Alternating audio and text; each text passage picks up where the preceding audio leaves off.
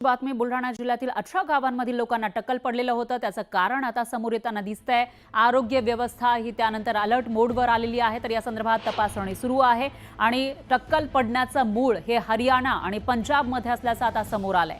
बुलढाणा जिल्ह्यातील त्या गावचे नागरिक सर्वच रेशनच्या दुकानावर अवलंबून आहेत। रेशनमधून मिळणारा जो गहू आहे ते खातात। या रेशनच्या दुकानामध्ये मिळालेल्या गव्हामुळेच हा टक्कल आजार आल्याचं समोर आलंय।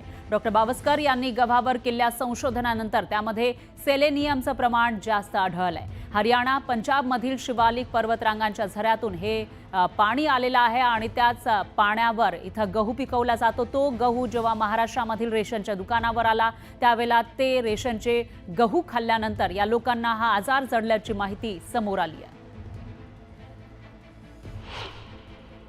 याचा अर्थ सेलेनियम हे दुसरीकडून टाकले गेलं नाही किंवा त्या पोत्यामध्ये नव्हतं।